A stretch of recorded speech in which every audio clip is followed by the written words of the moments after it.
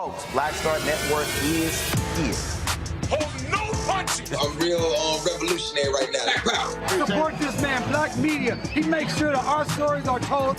Thank you for being the voice of Black America, Roland. Stay black. I love y'all. All momentum we have now, we have to keep this going. The video looks phenomenal. See, this difference between Black Star Network and Black-owned media and something like CNN. You can't be Black-owned media and be scared. It's time to be smart. Bring your eyeballs home.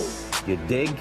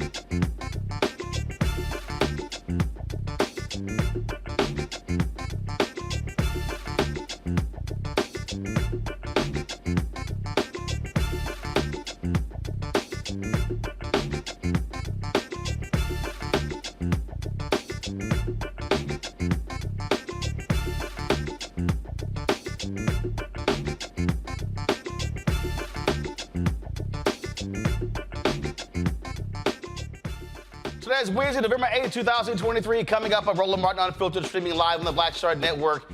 Huge night for Democrats all across the country, from Ohio to Pennsylvania to Virginia, you name it. They defeated Republicans, and abortion was a huge topic.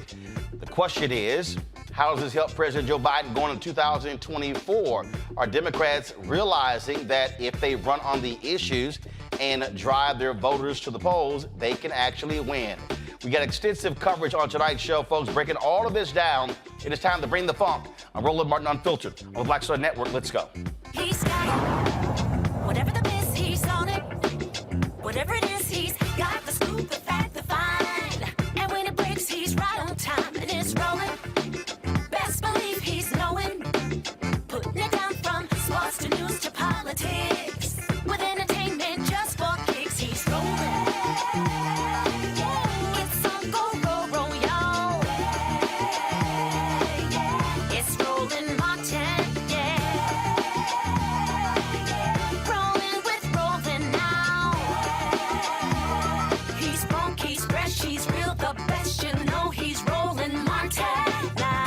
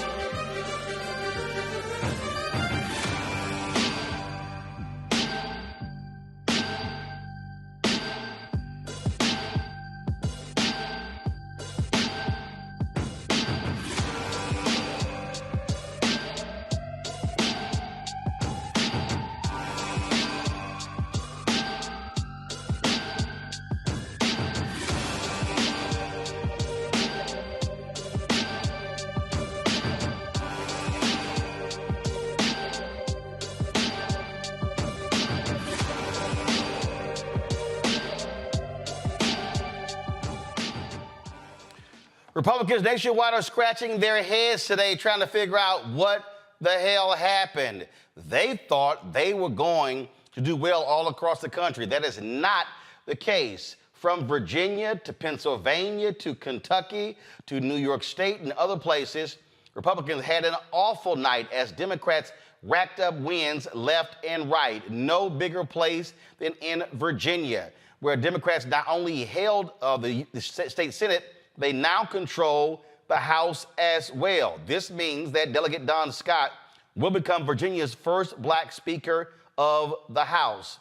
All of this, folks, the backdrop of Republican Governor Glenn Youngkin, who was campaigning saying, we're going to take control of the Senate and the House, and then we're going to ban abortion in Virginia. That was a huge issue that was on the ballot.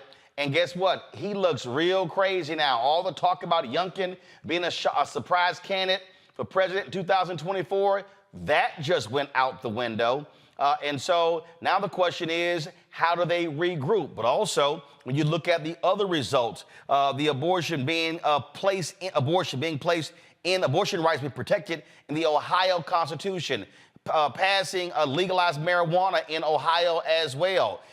Andy Beshear in Kentucky, the Democratic incumbent, beating black Republican Daniel Cameron by a wide margin. Folks, it was win after win after win.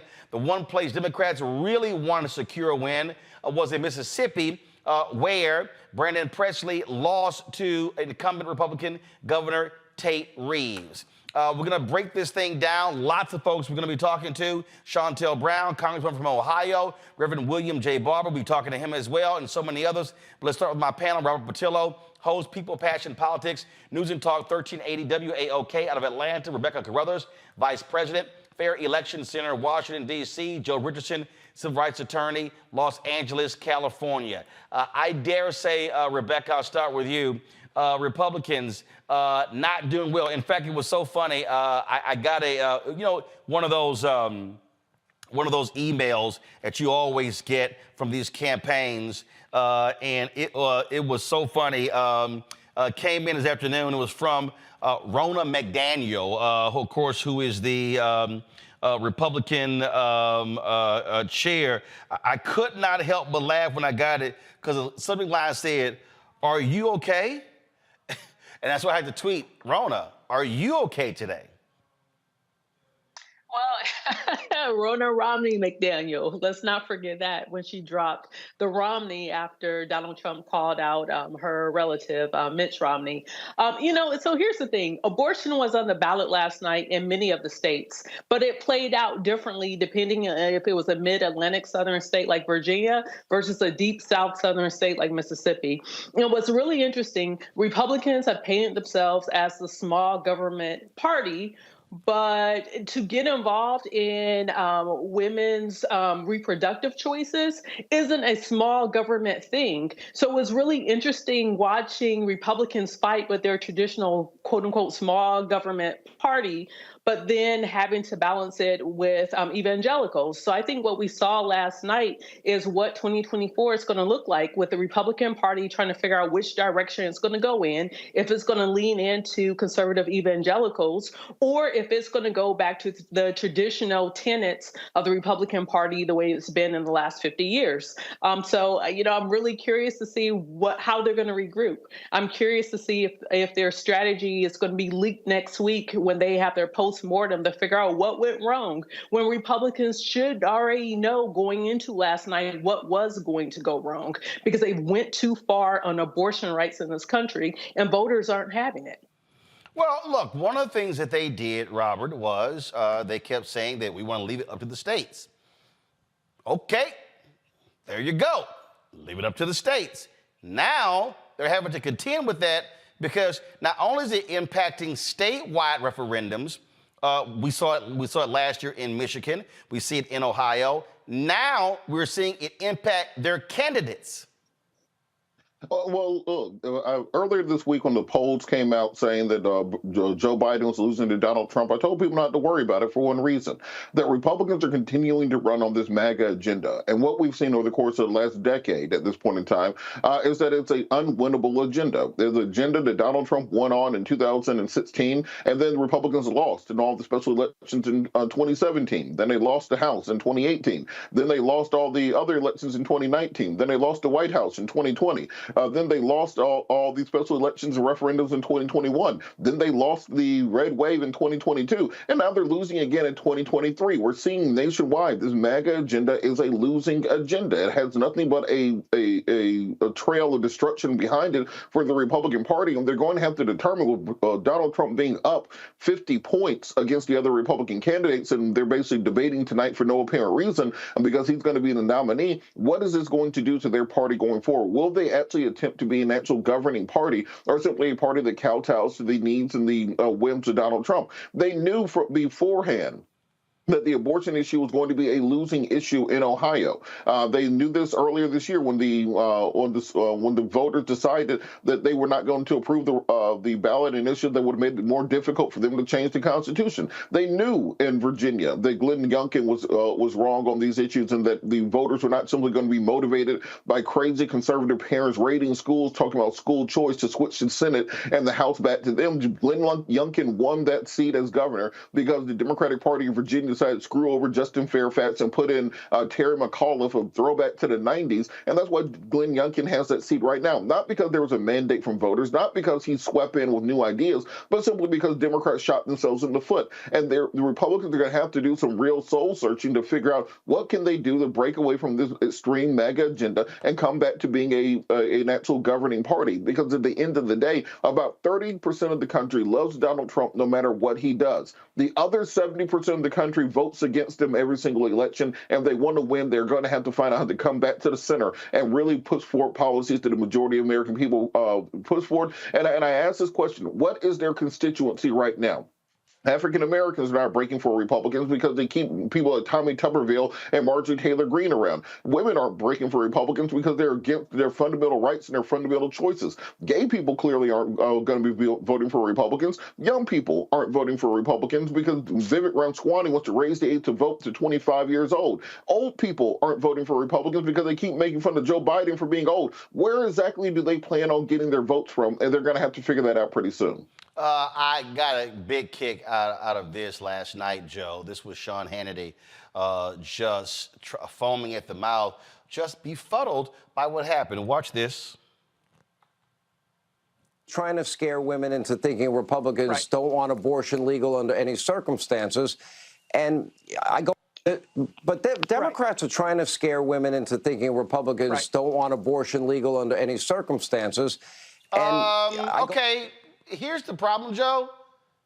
They don't. They literally are talking about a national ban. They've been saying that. Mike Pence was saying that. Today, Ohio Senator J.D. Vance is saying the exact same thing. Democrats aren't scaring women into this. They're stating facts. Yeah, they're stating facts. They're telling them the truth. I mean, really, this is the caboose on a very, very long train, except the train is continuing to go. Go back 30 years ago, Scalia was out of the mainstream. Reagan appointed folks who were out of the mainstream. Bush appointed folks who were out of the mainstream. Clarence Thomas was out of the mainstream. Clarence Thomas still is out of the mainstream. And so now Antonin Scalia dies, and then you've got Gorsuch, you've got Amy Coney Barrett. The only reason they were appointed by Trump was to get rid of abortion. This has been their goal the entire time, and to be able to do that once they've done it, now they don't want to own it. You hear all of their people talking about, this is something that doesn't affect a whole lot of people. They literally want to change the subject. So it's hard when you have to run around issues as opposed to running on issues. And so many times, to Robert's point, so many times when they won elections, Youngin, in Virginia and other places, it was because of who the Democrats put up, things that the Democrats didn't do in boxes they didn't check, and not coming out and showing up to vote. And so once they overturned Roe with people that were unelected, they thought they were going for the gusto, and they've been suffering consequences ever since. So hopefully the Democrats have a template, because they did say, let's just leave it to the states. No, they're going for the gusto. Thomas wants to undo half of the things that got passed in the last 4 or 5 years or 10 years, including gay marriage. And there are plenty of them that want to go for the gusto and do a national abortion ban. And so they need to own that and deal with that, and we'll just turn people out to vote.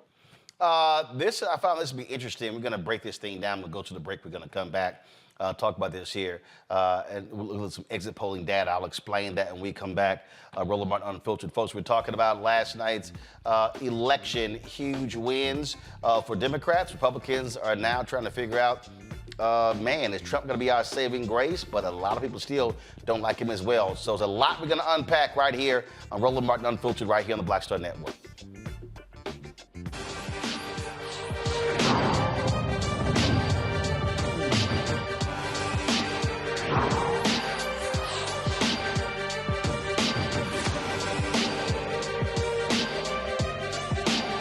Hatred on the streets, a horrific scene, a white nationalist rally that descended into deadly violence.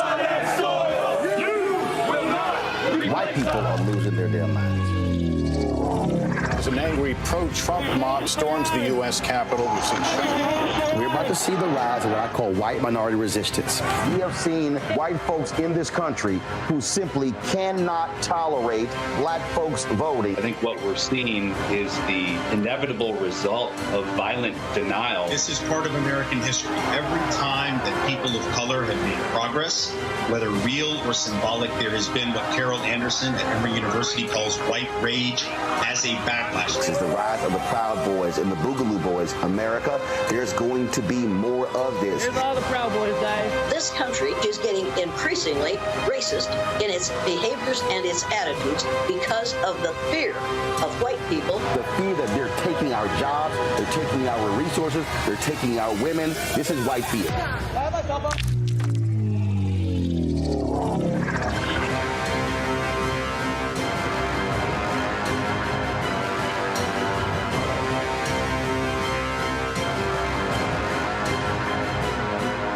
On the next Get Wealthy with me, Deborah Owens, America's Wealth Coach, inflation is on the rise. Interest rates are high. Can you still thrive during these uncertain times? On the next Get Wealthy, you're gonna meet a woman who's done just that, living proof of what you need to do to flourish during these uncertain times. These are times where you take advantage of what's going on. This is how people get rich. or richer. That's right here on Get Wealthy, only on Black Star Network.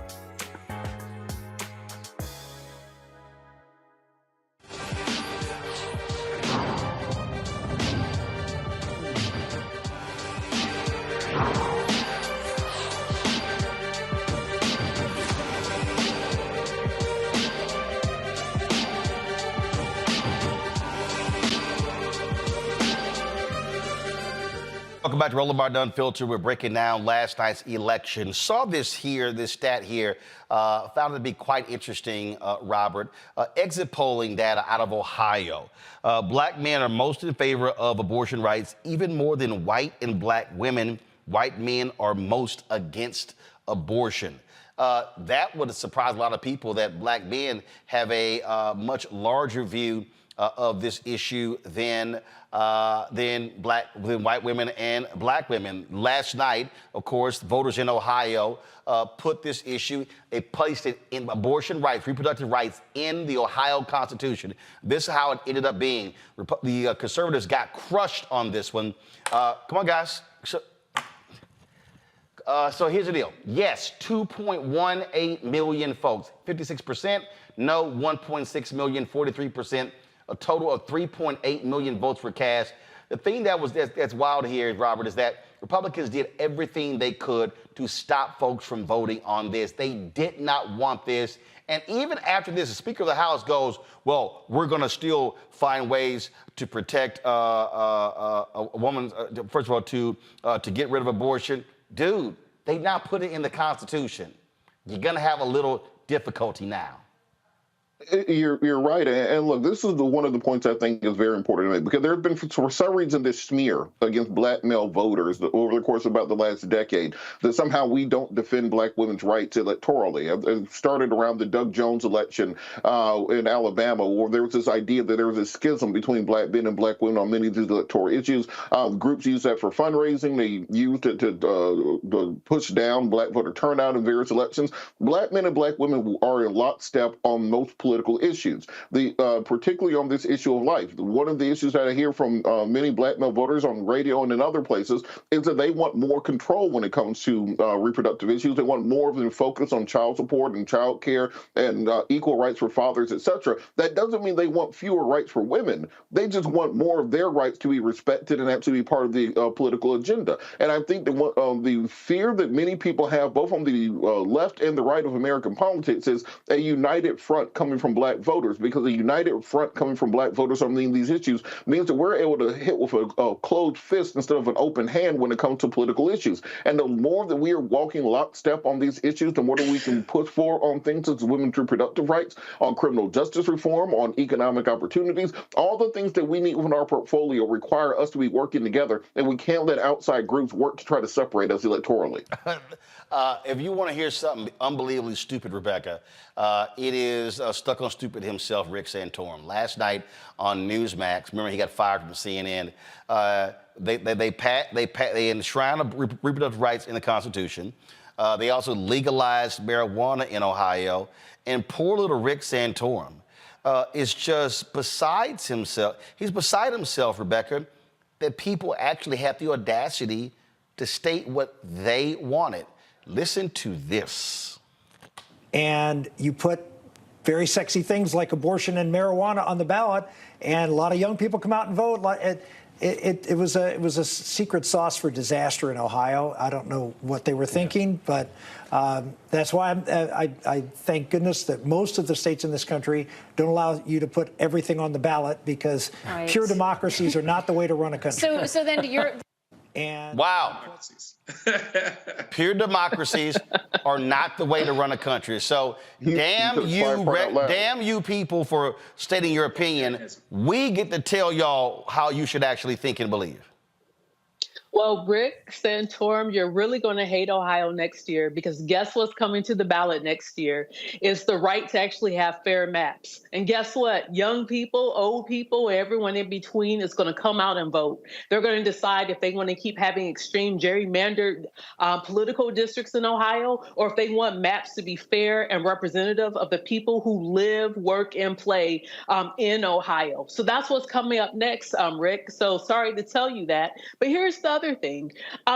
Issue 1 was even more than just abortion rights. Issue 1 was the right for women after having a miscarriage to actually have proper medical treatment. It was also for people in Ohio to have consistent and safe access to family planning needs. So not just having an abortion, but also the right to have access to birth control. And so those are the things that issue 1 dealt with. And then issue 2 dealt with, let's figure out fairness. We had so many people locked up in this country because of marijuana possession.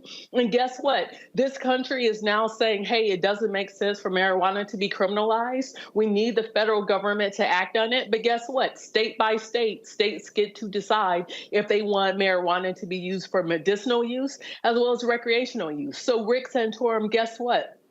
People get a vote. That's what democracy is about. Democracy is about having free and fair elections and also about participation. So last night we saw a series of free and fair elections across 29 states, and we saw people show up and participate, including young people. After all, we should want young people to engage and be active civic citizens in this country.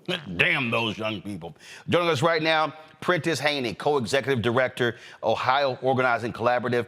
That was very much involved in this effort. Prentice, you had to get a kick out of Santorum, like, damn it, how dare those people in Ohio, those young people and other people actually vote on stuff that they care about? Well, let me say this. Only losers and cheaters are scared of free and fair elections. You know, in Ohio, like we just said, young people and Black folks are not sitting on the sideline. What we saw last night was a sleeping giant that rose up and fought for their rights. 83% of Black voters voted for issue 1, and then around the same amount voted for issue 2. What's so exciting is that we live in a democracy where people like me, Black folks, are pushing the envelope every single day to make sure that we have access to the ballot. We just wasn't that long ago, 60 years ago, that many of us didn't have full enfranchisement, and still many of us don't today. But in our organization, we have formerly incarcerated persons, child care workers, we have parents, teachers, people of faith, students, all Black folks who are coming together, and they made sure that issue 1 passed and issue 2 passed, because guess what? The people of Ohio is not the same as the electorate of Ohio. The electorate is something that people like to cheat and lose and steal because they don't like democracy. But guess what? Organizations like the OOC and Black folks go out and build an electorate where young people get to exercise their right to vote, where they get to go out and make sure that they actually practice democracy together. And when you build an electorate, you can win. Listen, we're not scared of having an expanded electorate, because when you have an expanded electorate, people get to raise their voice, and that's what makes our democracy way more safe and deliver real things for our community. Folks, pull up the vote totals for the Ohio referendum. That obviously was a huge deal. Again, that was, so actually when I said it earlier, that was the, I thought that was the abortion vote. This was the marijuana making it legal. Again, 2.1 million, 1.6 no, almost 57%. That's what we call an overwhelmingly mandate, Prentice. Exactly, an overwhelming mandate. This is what I'm saying. Listen, we know that legalizing marijuana, you know, legalizing your own reproductive health, these sort of issues are very popular issues among Black voters and amongst all Ohioans. It's just so exciting that back in August, Black folks and young folks in all Ohioans defended our right to our democracy, direct democracy. You know, I can't believe someone said there's a pure democracy. Listen, democracy has never been pure because it's never been something that could work for all of us. We are the ones making our democracy work for all of us. And last night, what we saw is that people who fought to make sure that the ballot was open, that there was access, got over all the barriers of strict voter laws, unfair maps, purge voters. They made sure their voices were heard, and then they can see that when you go out and you vote on issues that matter to you, you don't have to wait for politicians to deliver what you need. You can get access to abortions. You can get legalization of marijuana for yourself. That's what black voters showed that they'll do in Ohio, and they're going to do it again in 24. So, all right, so now legalized. So what does that actually mean? What that actually means is that for about a decade, many black voters in Ohio have been disenfranchised and disinvested in. When you don't focus on an electorate for over a decade, then they don't show up. But what we saw this year is that there was real investment from our organization, from campaigns talking to black voters about why these issues matter to them. If we look at the leadership of the abortion ballot, we look at the leadership of the democracy ballot, we see black faces, we see Legacy Civil Rights, NAACP, Ohio Unity Coalition, APRI. We see groups that look like us at the center of them. It's not by chance that on election night, we now see victories that have overwhelming majorities with black folks supporting it. You cannot win something if you don't have us in leadership and you don't have programs that's catered to us. We've run programs, and we talked about this last year. This is not new. We've run programs for young black voters, for cynical black voters, for voters of faith. You have to make sure that you cater a program to each of the different types of values and ideologies of black voters, and then you could create a path for us to go out and win. And so I think, based on last night, we just saw the beginning of that wave in Ohio. And next year, we're going to see even more of that as more black voters come out and actually raise their voices and show that their political power does matter and make a difference in the state. All right, then. Prentice, we certainly appreciate it. Thanks a bunch. This, again, it's sort of driving the GOP mad, and which is interesting because former Republican Speaker of the House, John Boehner, is now, at least we know it's really because of money, he's now on the side of cannabis, correct? I can't hear you. I'm sorry. You couldn't hear me there? Can you hear me? I'm sorry, I can't hear what you're saying, but Prentice, can you hear me now? Can you? All right, so not sure why you can't hear me. We appreciate it. Thanks a lot. So Joe, here's what I think is interesting. Again, John Boehner is now working on the side of cannabis. Yeah, Boehner and got pragmatic too. It's interesting. Well, once the party threw him away, chased him out of being in the speakership, he supported Biden 3 years ago.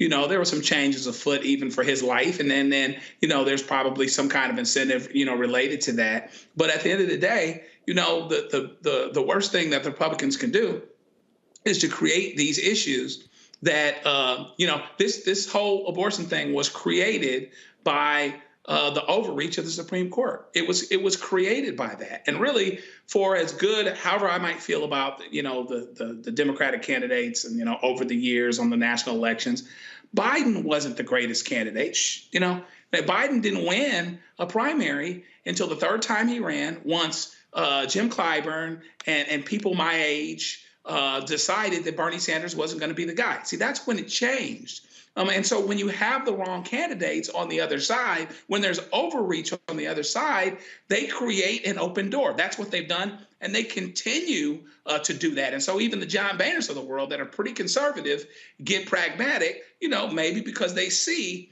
the benefit to that, the benefit that can come to the state. I don't know if he has any personal deals related to any of that or whatever that might be. Hopefully it would be legal, of course. But it makes folks pragmatic because at the end of the day, it makes common sense to not have the law focused on undoing a bunch of folks that are getting long prison terms related to marijuana, something that makes you want to sleep and make you hungry, but not necessarily is going to lead to a whole lot of other things. We have to make a decision on limited resources, what we're going to actually do. And so these are issues that are unifying issues, particularly for young people. And young people, when they come out and vote, they vote overwhelmingly Democratic. I just think it's just really interesting when you look at across the board. There was this prevailing viewpoint that, oh my God, if you look at the poll numbers and this is going to be awful for Biden, things along those lines. One, Democrats are so good at whining, complaining, teeth gnashing, as opposed to focusing, first of all, locking down your people and going to work.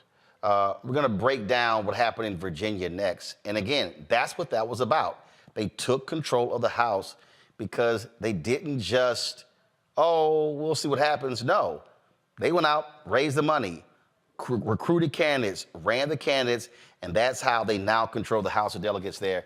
And so we'll discuss that next right here on Roland Martin Unfiltered on the Black Star Network as we examine last night elections all across the country. Back in a moment.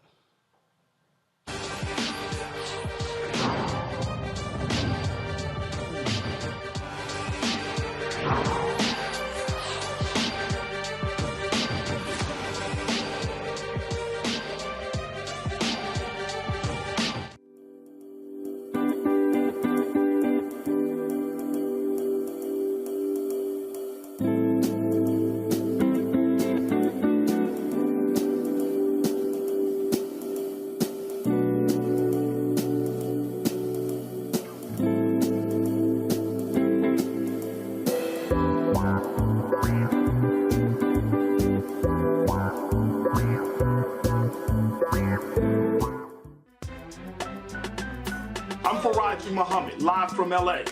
And this is The Culture. The Culture is a two-way conversation. You and me. We talk about the stories, politics, the good, the bad, and the downright ugly. So join our community every day at 3 p.m. Eastern and let your voice be heard. Hey, we're all in this together. So let's talk about it and see what kind of trouble we can get into. It's The Culture, weekdays at 3, only on the Black Star Network. When you talk about blackness and what happens in black culture, we're about covering these things that matter to us, speaking to our issues and concerns. This is a genuine people-powered movement. There's a lot of stuff that we're not getting. You get it, and you spread the word. We wish to plead our own cause. Too long have others spoken for us. We cannot tell our own story if we can't pay for it. This is about covering us. Invest in black-owned media. Your dollars matter. We don't have to keep asking them to cover our stuff. So please support us in what we do, folks. We want to hit 2,000 people, $50 this month, raise $100,000. We're behind 100,000, so we want to hit that. Y'all money makes this possible. Checks and money orders go to P.O. Box 57196, Washington, D.C. 20037-0196. The Cash App is $RM Unfiltered. PayPal is R Martin Unfiltered. Venmo is RM Unfiltered. Zelle is Roland at RolandSMartin.com.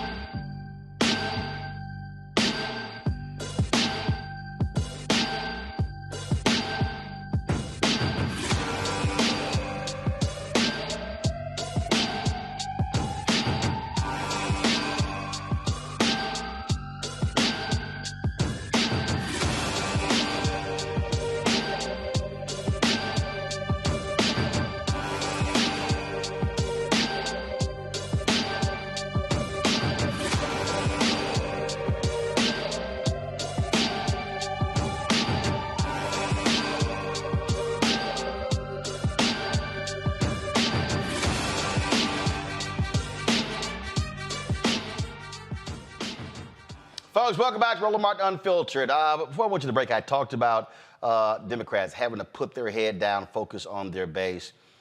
And that's really, really how you win elections. A lot of people, obviously, last night, it was laughable for me. Just pull up the panel. It was laughable for me last night, Joe, to watch. I was in Dallas last night. I don't watch CNN voluntarily. My dad happened to be, he was flipping through and watching it. And my God, it was absolutely boring watching them. It was just boring. And what was driving me crazy watching all of these people, that they act as if abortion was the only issue all across the country. And it wasn't. Take, for example, the Kentucky governor's race. Now, Was it a major issue? Yes. Was it the only issue? No. So Andy Beshear, the Democrat incumbent, he beat Republican Daniel Cameron last night. But here's the whole deal. Cameron got outperformed by other Republicans. So they didn't want the black guy in Kentucky. The thing that was also interesting, guys, come on, pull it up. Guys, we're moving way too slow. Let's go. Here's the whole deal. I mean, you're sitting here talking about this race, and yes, abortion was an issue. Abortion rights, reproductive rights was an issue. But this is Beshear, who also provided voting opportunities for formerly incarcerated. Health care was on the ballot. A number of issues were on the ballot. And so I think it's a mistake when I watch all these these mainstream white networks where they think abortion is the only issue. It's not. You have to make a compelling argument on a variety of issues to get people to turn out to support you. Yeah, I guess as it turns out, it's not enough to be a Black Republican with, that's the nephew-in-law of the leader of the Senate. Actually, you really do have to connect to the issues. And of course, as the advertisement said, all skin folks ain't kin folks. And so he didn't have a whole lot of Black voters. He needed some Black voters. Andy Beshear did an excellent job at seizing on what the issues actually are. And I think that he connected with those issues, including healthcare. Healthcare is everywhere. Being able to do the Medicaid expansion, being able to let folks know. I think that he is a good example of how to make sure that you connect with your voters, grow the electorate, and move us along in a way that gets more people to the polls and people understand what's at stake and understand what's actually important. He did an excellent job at that. There is an argument, we'll have to see how that goes, that, a lot of Democratic folks that were running for office are a little bit more popular than Joe Biden is. I don't know if that's necessarily going to necessarily pan out, that that's actually the case, but you're running on issues of things that Biden has accomplished and things that you're a part of. And once you really see how that touches your life and you get people to the polls, then you can win. I think Beshear showed that. And I think we have to look and remember, it's not that even before abortion, we Democrats connect, frankly, to most bread and butter, regular folk issues. That's always been the case. That's never changed. It's still the case. We have to continue to connect the dots and let them understand that we were the ones that passed Obamacare, which was, passed along as a term that was supposed to be negative. We are the ones that are dealing with these things. Look at what's happening with the unions and the big three. Those are Democratic bread and butter issues. And so we have to continue, use that example, use that as a template to make sure that we're connecting with voters and reminding them of who we are, reminding them who is it that actually is helping regular people. And it's going to be Democrats.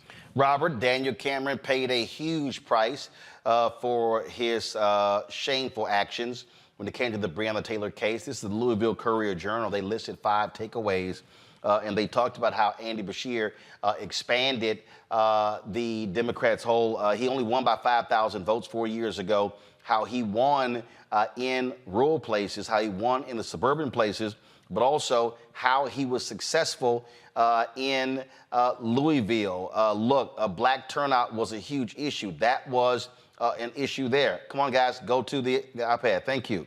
You see right here, it says, Beshear took 72% of the vote in Jefferson County, Louisville, where the Taylor case unfolded, after winning 67% of the vote in 2019. And again, this is where Until Freedom, Poor People's Campaign, others, they put that pressure, and Black folks said, we're going to make this fool pay for what he did in the Breonna Taylor case, and they sure did. I think that's what the mainstream media, for the most part, is not giving enough attention to. Of course, the media has an agenda in these cases. They want to make sure that abortion is the #1 issue because there's special interest behind that. But we cannot ignore the fact that criminal justice reform, the treatment of Black and brown people, and this movement for Black lives was also crucial in this election. Very much Beshear's margin in this election was far larger because of the levels of Black turnout that we were seeing. And for my Black conservative friends, I tell you guys this all the time.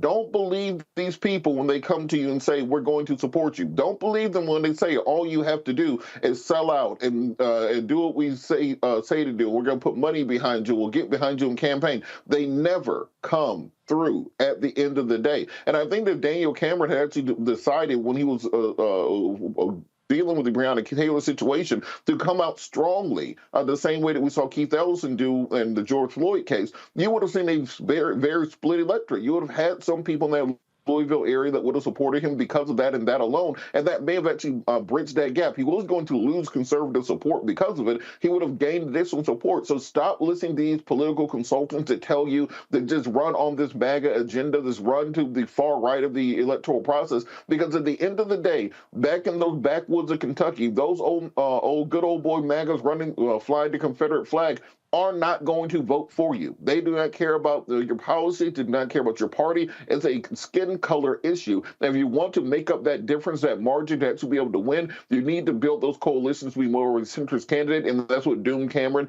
and that potentially what doomed his political career going forward. Well, he also learned a valuable lesson. You can get Trump's endorsement, but Trump didn't give a damn about him. Trump didn't even come to the state to campaign for him. The Courier Journal says Trump had a tele-rally for Cameron on Monday and put out a 2-minute video last week reaffirming his endorsement of Cameron. Daniel Cameron sat there, Rebecca, and he was all in with Donald Trump. And that's where one of his mistakes was, because he thought that was going to put him over the hump. No, player, you got played. To continue with what Robert said, when you are a conservative candidate, if you sell out your blackness, and blackness isn't just sold out on issues, but it's when you are inauthentic to your black experience, the black experience, and you run away from that, white voters do not respect that. There's nothing you could do to not be black as a black conservative, so you need to just accept that you are black. And that's fine, that's okay, come on over, I love being black. The issue with Daniel Cameron is he was very inauthentic. And for him to sit and stand and tell the people of the Commonwealth of Kentucky, even tell the people of the United States that it was perfectly acceptable to not push forward and take those officers to trial, even though that grand jury said, hey, there is enough here to do something to move forward on this. For him to ignore that and to ignore the travesty of what happened with Breonna Taylor is shame on him. And guess what? The voters showed up and they said, shame on you, Daniel Cameron, we will not support you. So that's what we saw that happened last night.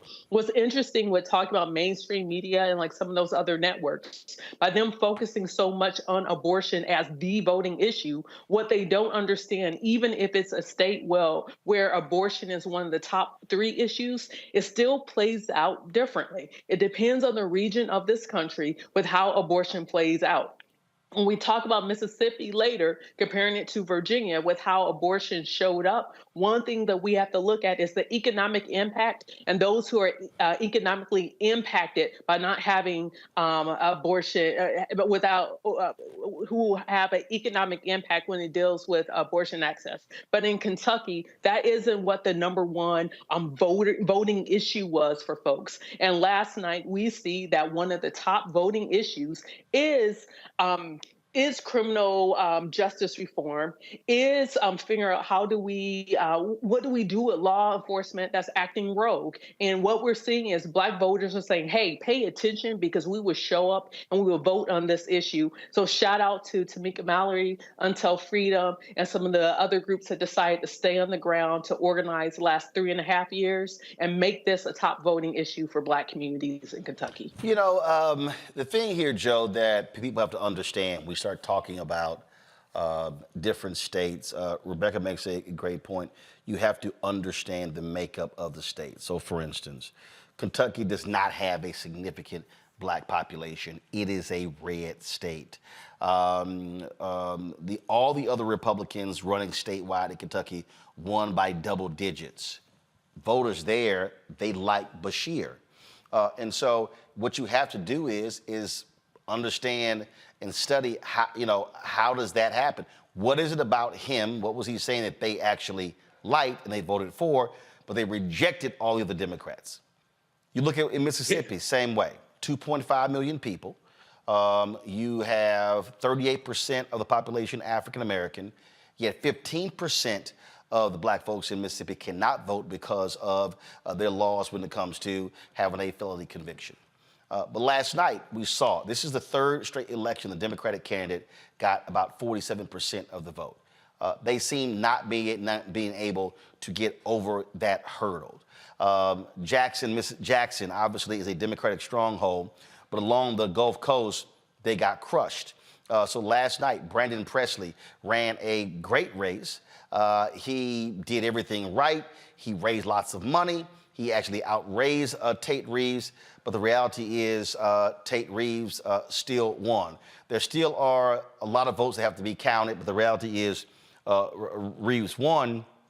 But when you look at a place like that is one of those places where no matter how broke those white folks are, no matter how bad their health care is, no matter how bad their education is, no matter how bad the jobs are there, no matter how bad the wages are in Mississippi, they are just simply hardcore Republicans. And so, Democrats, what they're going to have to do, they're going to have to really go old school, like SNCC, like CORE, go into places like that, and really spend year-round trying to flip vote. First of all, trying to maximize black voter turnout, trying to reach those poor white voters as well, because they seem to not be able to get over that 47% number. Yeah, so you've got this education component. I think Stacey Abrams is a great example of how to have a long-term relationship with voters that starts off with education and brings them along, and start off with them younger, as young as possible. It is interesting. If you look at it, there's this irony. Now, you had Brashear, one who was an incumbent, and you had the governor of Mississippi, who was an incumbent. But if you look at Brashear and how much black votes helped him, even though there weren't as many of them to mine, that means that he was very, very successful in mining the black voters, okay? Certainly helped by the Breonna Taylor issue, but he was good at making that connection and mining those voters. In Mississippi, Presley needed to be able to have more voters, right? So there's this issue with the criminal justice system and being able to undo some of that, which is probably a little bit tougher in Mississippi for a lot of reasons. But even then, there were a lot of black votes available that he did not get. Okay. And so we really have to have long-term relationships from state to state that start off with education and bringing folks along, connecting them to the issues that are important to them, and really doing the diagnosis and really doing the post-election work so that we understand why Brashear worked, how much of it was his personality, how much was it what were the issues, where those black voters actually were, et cetera, and are there more black voters there that can be mined in rural areas and other areas. Take that, make a comparison between that part of the country. To Rebecca's point, there are some differences in different parts of the country, so that you absolutely understand what the secret sauce is to educate voters, to bring them along, connect them to what their issues actually are that meet them where they are, and do it long term, so that over the course of several elections, Mississippi, the potential is there. The numbers are actually there now, and they will continue to be, particularly in a country, in a state that's so black, 37, 38%, whatever it is. There's a lot of potential there, and a big part of it is not accepting the suggestion that because you're in Mississippi, because you're in Alabama, because you're in fill-in-the-blank southern state, you cannot win. Until Brashear won 4 years ago, we thought we couldn't win in Kentucky either. But he's finding a way to do it, even though it's not going down ballot. So we have to make sure that we do a diagnosis and figure out what actually helps to connect with these voters, and of course, educate from the very, very beginning and early on, and go that way. Robert, look, at the end of the day, I think when you talk about politics, so many people, they only focus on the political season. If you're in Mississippi and you see that you're stuck on 47%, then what you have to then do is truly go in, look at the numbers and say, we got to go figure out how to pick up another 45 to 50,000 votes. We figure that out, then we can win. Republicans have controlled the governor's mansion there for 31 of the last 35 years. They have a firm grip on the legislature as well. But again, do I believe that it's impossible? No. Look, Republicans control every statewide office in Texas, but the bottom line is you've got 900,000 black people in Texas who didn't vote. You had 75% of voters 30 and under in Texas in 2022 who did not vote. You got 2 million eligible but unregistered Latinos in Texas. Texas is 61% minority, yet the people who vote in Texas, 61%, they are white. So what it requires is going to require these billionaires in the Democratic Party to literally say, we're going to have to grind this thing out and go through the slog and do that hard work going town to town, door to door. And it may take you 2, 4, 6, 8 years, but you can't just only focus on it during the election year. Look, Roland, this is one of the problems with the Democratic establishment. In the last 6 months or so, Donald Trump has been convicted of or found liable for raping Eugene Carroll. He's been found guilty of $2.5 million in fraud from Trump University, $2.5 million in fraud from the Trump Foundation, $25 million in fraud from Trump University. He's facing $250 million in fraud in the current case that he's facing. He has 91 felony counts around the country. He was impeached twice, and we've seen about 3 Republicans call on him to step down and drop out of the race. President Biden had one bad poll.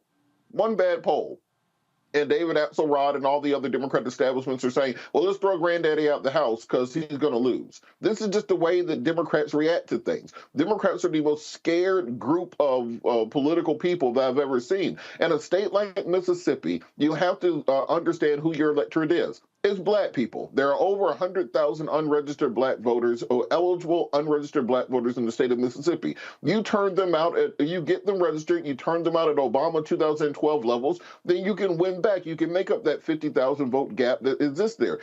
And when you think about the rhetoric that we have in this country around politics, we have Democrats who want 95% of the black vote, but they are afraid to talk about black issues in any kind of candid way. A decade ago, you could not talk about being pro-abortion in America. You'd have to use all kinds of euphemism, women's rights, women's reproductive health, pro-choice, all these other things. And in 2023, you can just say, I am pro-abortion, and that is fine in American politics. We have to bridge that Rubicon and be able to do the exact same thing for black issues if you want to turn out black folks in those numbers. If you want to get black folks out, you have to run on a strong black agenda that gets those 100,000 people who are not registered. And then after they're registered, you have to get them to the polls. You need to be talking about strong criminal justice reform. You have to talk about pardoning the victims of mass incarceration. You have to talk about direct economic benefits for black folks. You have to talk about reparations on the state level in a state like Mississippi. That's what gets people turned out. All right, hold tight 1 second. We come back. We're going to talk to Congresswoman Shontel Brown about what happened in Ohio. And even though they lost big, boy, Republicans are still saying, well, that really wasn't the intent of what happened last night. Dog, y'all lost. They do not like taking L's. You're watching Roland Martin Unfiltered right here on the Black Star Network.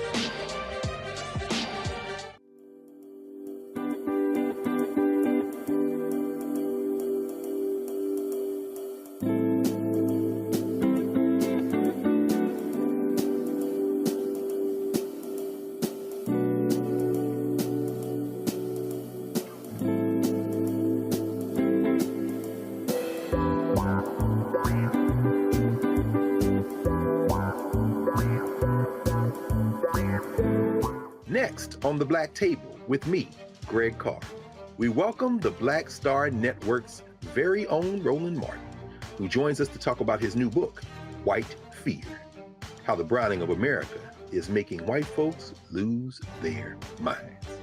The book explains so much about what we're going through in this country right now, and how, as white people head toward becoming a racial minority, it's going to get, well, let's just say, even more interesting. We are going to see more violence. We're going to see more vitriol, because as each day passes, it's it is a nail in that coffin. The one and only Roland Martin on the next Black Table, right here on the Black Star Network. Hi, I'm Dr. Jackie Hood Martin, and I have a question for you. Ever feel as if your life is teetering and the weight and pressure of the world is consistently on your shoulders? Well, let me tell you, living a balanced life isn't easy. Join me each Tuesday on Black Star Network for A Balanced Life with Dr. Jackie. We'll laugh together, cry together, pull ourselves together, and cheer each other on. So join me for new shows each Tuesday on Black Star Network, A Balanced Life with Dr. Jackie.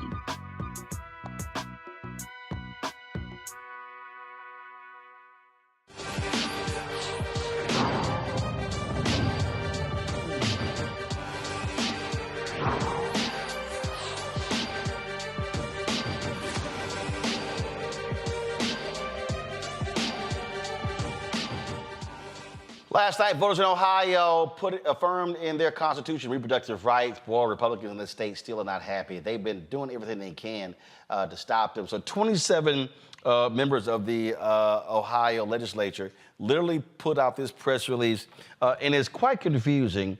They said, unlike the language of this proposal, we want to be very clear. The vague, intentionally deceptive language of issue 1 does not clarify the issues of life, parental consent, informed consent, or viability, including partial birth abortion, but rather introduces more confusion. This initiative failed to mention a single specific law. We will do everything in our power to prevent our laws from being removed based upon perception of intent. We were elected to protect the most vulnerable in our state. We will continue that work. Joining us right now, Congresswoman Shontel Brown of Ohio. Congresswoman, I gotta say, they can't take an L. They like, I mean, last I checked, they literally said, we're going to put the right to reproductive rights in the state constitution. They think they're bigger than the state constitution. They do. We are, and thank you for having me, first of all, Roland. And Ohio had an incredible night. It was a big win for Ohioans, a big win for women, a big win for families. What it actually did do, in case there's some confusion around what the Republicans were trying to conjure up, is it restored the law of the land as it was when Roe versus Wade was the law of the land. It eliminated the extreme abortion ban that had no exceptions for rape or incest. And it also made it possible for doctors to provide emergency care for miscarriages without fear of the government interfering or being criminalized. And last but not least, that didn't get a lot of attention, was it maintained access to birth control pills, contraceptives. So that's what issue 1 was about. Now, the bottom line is, it keeps politicians and elected officials and the government out of the doctor's office and allows people to make their own personal medical health care decisions. That was it. Well, one of the reasons why they are so obstinate is because of political gerrymandering. And they have been fighting that. Voters in the state made clear when it came to drawing the lines, they were kind of like, yeah, we don't care what y'all think. So guess what? That's now going to be on the ballot next year. That's right. That's right. So Ohioans it's been a very gerrymandered state. As we can see from the results from last night's election, in the words of our former party chairman of the state, Ohio is more rigged than it is red. And that was demonstrative in the numbers as it relates to issue 1 and issue 2. There was a broad coalition of support when it comes to the freedoms that people are that are coming up on the ballot. People want the rights to make their own choices. And clearly right now, the Republicans are not about giving people their rights. They're about taking rights away, whether it is your right to maintain autonomy over your own body, the right to read certain books, the right to vote. They are all about stripping away rights, and they are really doing a relentless job of trying to turn back the hands of time. So what you now are faced with, again, and this is what I keep trying to explain to people, is that we have to stop looking at elections as sort of a one-off. That you have to say, okay, we chipped away at this, now you got to come back next year and realize there's going to be another election. And so I keep saying to black folks, others, we cannot check out of the process. It has to be this sort of this relentless pursuit of democracy by saying, we're going to keep coming back, and if y'all are standing in the way, we're going to do all we can to vote you out. That is exactly right. I think I would be remiss if I did not remind folks how we actually got to this place in Ohio. In 2016, we had one of the most qualified candidates running for president against one of the least qualified who ever applied for the office. And what happened was people got complacent. They thought, okay, she's got it in the bag. I'm going to stay home. I'm going to sit this election out. Some Democrats even bragged about voting for third-party candidates in protest. We do not have the ability to afford that, because what happened was we got President Trump, and what happened was he appointed not one, not two, but 3 Supreme Court justices to the bench who turned back the clock on what was almost 50 years of precedent as it related to Roe versus Wade, and he took extreme pride in that. So yes, we do not have the luxury of saying, okay, we won, we can sit down. We cannot afford it, especially right now, because just like when Roe versus Wade, the Dobbs decision came down, they were relentless about that. They continued to pursue and try to overturn Roe versus Wade for decades, and they were successful. And so that's how we got to where we were yesterday in Ohio, with having to restore those rights and enshrine them in our Constitution, because too many people sat out the election in 2016. It is a real live example of the expression when we say elections have consequences. We didn't feel that in 2017, 18, 19, 20, or even 21. But in 2022, the Dobbs decision came down because Trump had the ability to appoint, again, 3 MAGA extremists to the Supreme Court who made a decision to strip away women's rights to make their own health care decisions. So I could not be more proud, grateful, and thankful for the volunteers and the voters who showed up and showed out yesterday to lead us to victory on issue 1. Last question for you. Other day, I saw former Congressman Tim Ryan say that President Joe Biden needs to drop out of the presidential race. This is the same Tim Ryan, frankly, who did not campaign for black votes in Cleveland and Cincinnati when he ran for the United States Senate. And he can't say that I'm lying, because I text him personally about those things, offered to come to the state, never accepted. And so what do you say to him and others who keep with this drumbeat, oh, Biden needs to drop out, when clearly he is not, he's running? Listen, Tim Ryan, who is also a friend, a former colleague, knows that that's not how this thing works. But furthermore, let me say this. Your previous candidate said it very well. We had a bad poll, and there's only 2 ways to run in politics, and that's unopposed or scared. And yes, those numbers were actually frightening. But what we know about polls is polls don't vote. You might remember a certain candidate in 2021 was down by 35 points in a polling. So who was that? Not so, don't be talking in the third person. Like, oh, a certain candidate. Now people at home going, who's she talking about? Yeah, when you ran against Nina Turner, early polls had Turner far ahead of you in the polls. But then when it was time for the poll of all polls, you won. Yes. So the elections is the poll of all polls, and they actually deliver results. And polls have never been favorable for Joe Biden. As my sweetheart, Antoine Seawright likes to say, when they count Joe Biden out, he shows them that they don't know how to count. So listen, it is too early to predict the weather for next year. A poll is simply a snapshot in time. And so we have time to galvanize, mobilize, and educate our voters. And that's what we intend to do. And that's what we've been doing. And we're going to keep doing it. And I should say this also. Thank you for the privilege of this, allowing me to be on this platform, because it's awfully hard to get oxygen in this space to really detail the accomplishments of the Biden-Harris administration, as well as when the Democrats had the majority. We had one of the most productive Congresses, recreating jobs, delivering high-speed broadband internet at affordable prices, capping the price of insulin, the largest investment in our climate crisis. I could go on and on. The Veterans PACT Act that expanded benefits for veterans that were exposed to toxins and burn pits. I mean, we have done a lot, but I don't think people equate some of these successes to the Biden-Harris administration. We were on the campaign trail last year in South Carolina, and the lady was just talking about how her husband had gone from getting like 10 to 15% of his veterans benefit to 100%. Well, that was not a miraculous act of God. That was because we passed the Veterans PACT Act. So we have been doing a number of things that people just don't realize are a result of the Democratic majority that we held in the 117th Congress and the good work of President Biden-Harris. I mean, the largest investment towards our HBCUs, making history with putting the first Black woman in the vice presidential office, appointing more Black female judges to the federal courts than all presidents combined. So we have been doing the work. We just got to get the message out, and we've got to connect the dots. So I would just encourage people to really stop and think about the choices that are going to be before them. You have a man that has been twice impeached, has over 91 indictments, who had a full-fledged Muslim ban on place when he came into office.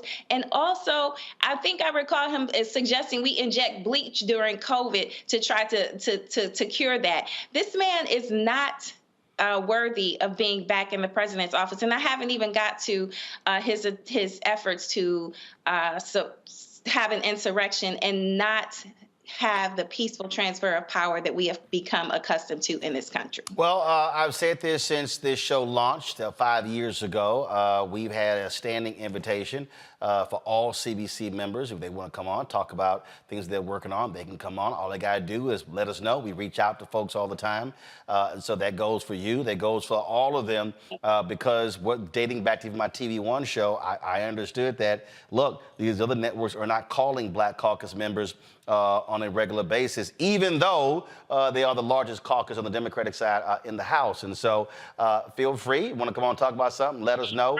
That's what happens when you own it. You ain't got to ask nobody. Thank you. Well, thank you for the privilege. Thank you for having me, and keep doing what you're doing, Mr. Martin. Your voice is so critical, so very important, and so valued. So thank you, and I will certainly accept that invitation. It's been a pleasure to be on, and I again thank you for the opportunity. Now I'm rolling, Mr. Martin, my daddy. I'm rolling. All right, All right, appreciate it. Thanks a lot. The events too. I appreciate it. Thanks a lot.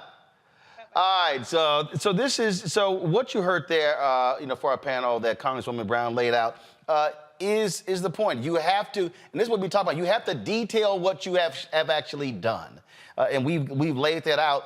The Biden-Harris team, they've now got a year to do that. The polls are giving you an indication. People are sort of leery where they stand. Now is when, Rebecca, now is when you get to work. Now you see where you are weak. You see where your tough spots are. And now you begin to attack it. I have been saying on this show, for me, one of the weaknesses in the Biden-Harris administration, I rarely see any Black men being out here talking about the various issues.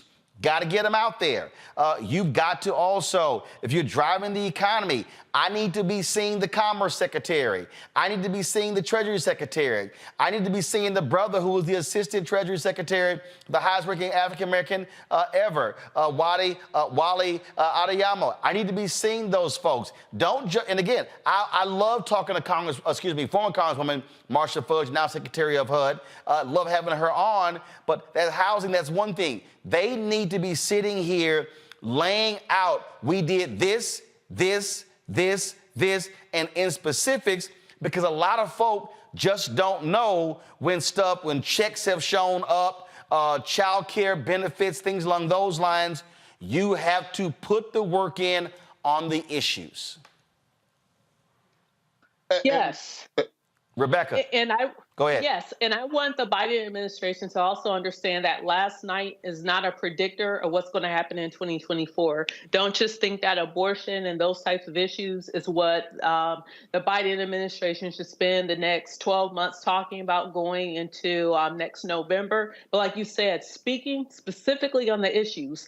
And when you have Black men out and talking about the accomplishments of this administration, I very much respect Congressman Clyburn, but it shouldn't be our elite Black men in this country. It should be everyday Black men who could talk about everyday issues. And the reason why I'm saying that is right now there is a vacuum for that. That's the reason why when you see Ice Cube talking about his agenda, it's the reason why it actually has air, because there is a vacuum and that voice is needed to talk about everyday issues that doesn't show up in a shiny Democratic Party package. So we we need to see more of that going into next year, because the Biden administration absolutely need Black men to be informed with what's going on, as well as engaged and then talking to one another. It's not good enough just to go to the barbershops. Unfortunately, a lot of my white colleagues who work in different campaigns seem to think that that is a cheat code all of a sudden. It is not a cheat code for you. If this is your first time in a barbershop, they ain't listening to you. So we need to see more everyday Black men who are engaged, and that's something that the Biden administration has time to do in the next 12 months. You know what? So, Joe, I'm sitting here. You know, Charles Blow just put out this piece called "The Joe Biden Re-Election Dilemma." He says in here that Joe Biden should be far and away the favorite to win re-election in 2024. Can we please stop with this nonsense? Let me explain. We have had close elections. In close elections for the last several elections, Republicans have not been winning the popular vote.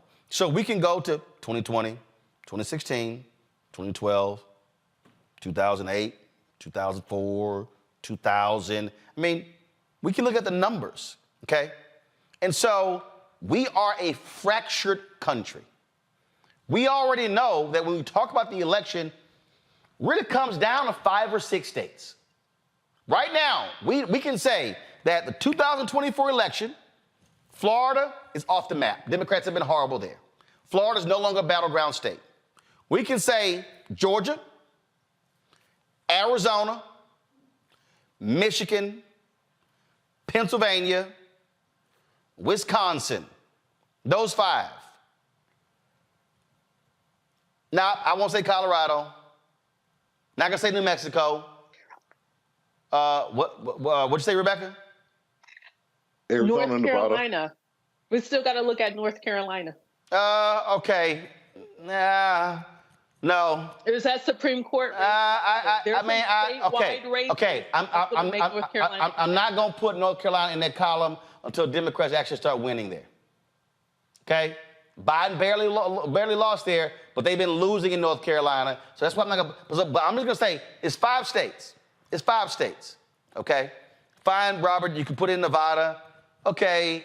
But the bottom line is it's really 5 states. Okay. So the reality is, I'm not shocked by any of this. I'm not shocked that people are saying, oh my God, I'm worse off, because I understand what has been happening. I've been listening to, I'm in group chats and I'm in other chats, and these people are walking around and like, oh my God, I'm not enthusiastic about Biden. Well, hell, it's a lot of people I ain't enthusiastic about. But I also am taking every time I look at Yank Uger, Yank is going off, and I'm like, dude, seriously, you're yelling and screaming. Guess what? Your yelling and screaming on Twitter ain't gonna solve jack. I'm like, Yank, guess what? Trump is gonna be the nominee. Biden is gonna be the nominee. It's some shit, just deal with it. Just deal with it. To me, this is sort of like going to the car dealership, and they come back and it's like, all right, your transmission, your engine, your lights. I could stand there and him and her. Guess what? Go ahead and get ready to pay that $2,000, $3,000, $4,000. Either you pay it or your ass taking Ubers all day. I mean, we can stand here and that means nothing. So I'm not one of these people like, oh my God, I wish Biden was 60. He ran when he was that age. He lost. Right. He lost. And let me remind all of these people, because I am sick and tired of all of these Democrats bitching and moaning. Oh my God, he's going to be 82 if he gets reelected. Warren, Klobuchar, Harris, Booker, Buttigieg, Bloomberg. I know I'm leaving 2 or 3 people off. There's 6 people who were running in 2020. Sanders, that's 7. Nobody liked any of them. Right. If people liked them, they would have kept running. Harris didn't even make the primaries. They all began to drop out. So, and I'm serious, all you Sanders people, he fucking lost. He lost. I thought Gary Hart was an unbelievable candidate. Gary Hart was having an affair. Sorry. So at some point, you gotta wake up and go, okay, this is the hand I'm being dealt. Sure. Because Biden ain't getting younger. And when I say the hand that I'm being dealt, you can sit here and talk about Biden is, Biden that, Biden ain't done this. Can you argue against the infrastructure bill? Nope. Can you argue against the American Rescue Plan? Nope. Can you argue against the announcement now made regarding rails, generating 100,000 jobs? Nope. I could go on and on and on. So when I hear people say, like Bill Maher, yeah, he's done a great job, now sit down. In what world do you say to the person who's done a great job, now sit down? Right. Because we're stuck on this deal, oh, give me somebody young and vibrant who can excite me and who can lose. Because there were some young people. Yeah. Harris was younger. Booker was younger. Buttigieg was younger. Oh, I'm sorry, they didn't excite you enough? And so I'm sitting here going, hey, this is who is sitting in front of me. On the right is going to be an insurrectionist, lying, narcissistic, 4-time indicted, massive liar. Over here is the incumbent Joe Biden. Over here is the dude who picked 3 hardcore right-wing Supreme Court justices that got rid of Roe v. Wade, that got rid of affirmative action, and they're going to sit here and allow people to sit here and carry guns. They took up a case that deals with the issue of people who commit domestic violence having guns. Waiting on that decision, okay? Over here, I got somebody who's appointed 150 federal judges, more black women to the appellate court than all other presidents combined, who's appointed civil rights lawyers, ACLU lawyers, directly from where they were all the way to the federal bench.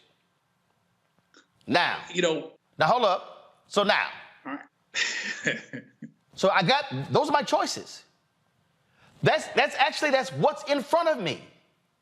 And so I'm not sitting here going, oh my goodness, I'm not looking for Biden to go run a damn marathon. I don't need him to go surfing like Obama did. I don't need any of that. What I need is for some shit to get done. What I need is for him not to incite Proud Boys and Oath Keepers and flat out racists across the country to storm the U.S. Capitol, overthrow the election. What I need is not to see these crazy, deranged MAGA people who don't give a damn about civil rights, who do not give a damn about holding police officers accountable. That's what I want to deal with. So again, for all y'all folks who like, oh my God, I know, he's running. Deal with it. And people are like, well, you can't be scared of us. You shouldn't be trying to instill fear in us. Project 2025, Google it.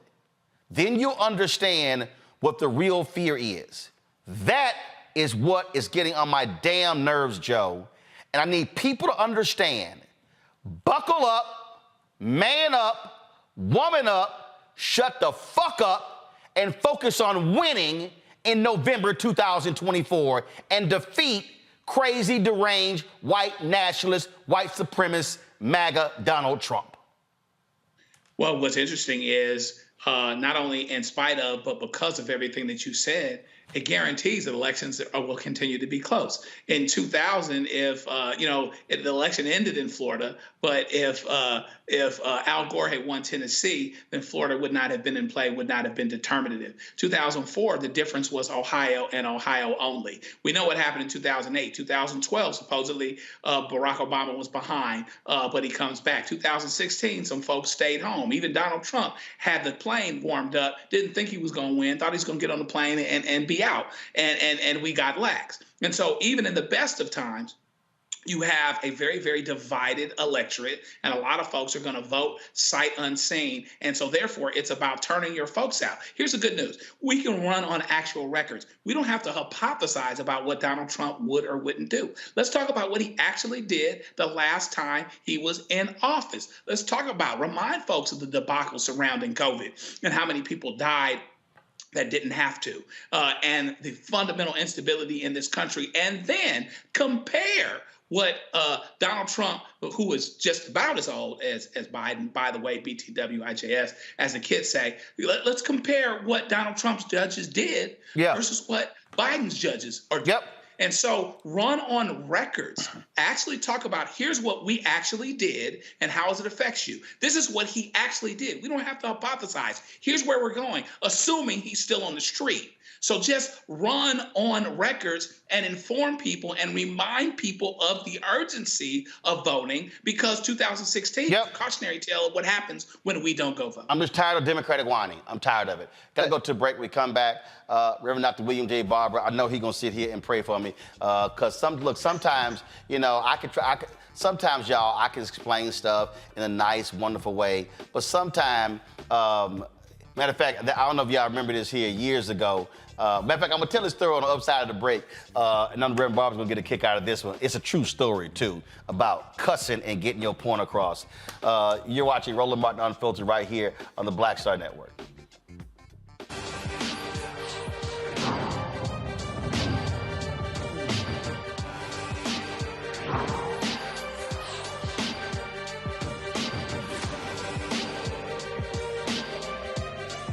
I'm Dee Barnes, and next on The Frequency, we have Griot, performance artist and author, writer, singer, and composer, Queen Mother Nana Camille Yarborough.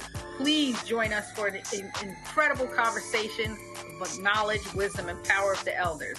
I'm a perception changer. You're a rearranger. You're a mind evolver and a problem solver. You're a beast eater, a soul excreter, a void filler, and a bile spiller. You are a thought former, a plan former, a power orchestrator, and a tongue translator. Right here on The Frequency on the Black Star Network.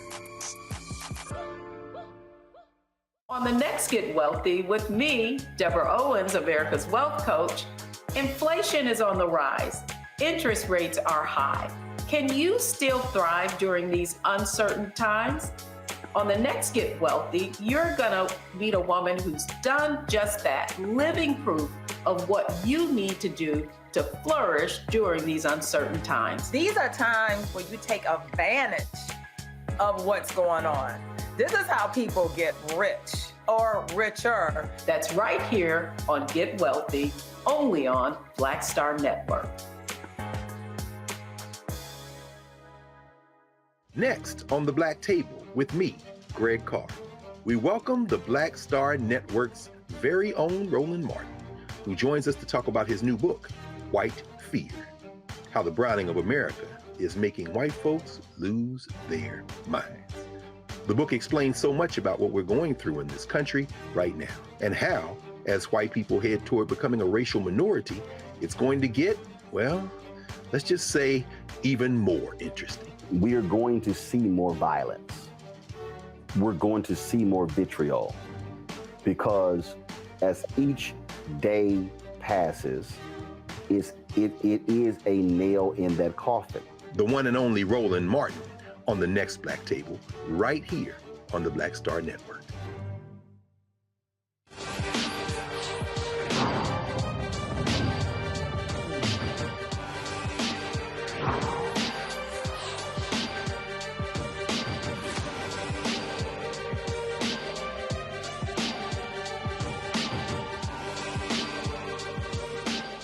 All right, folks, joined right now by Reverend Dr. William Barber, Poor People's Campaign, Repairers of the Breach, joins us on the phone.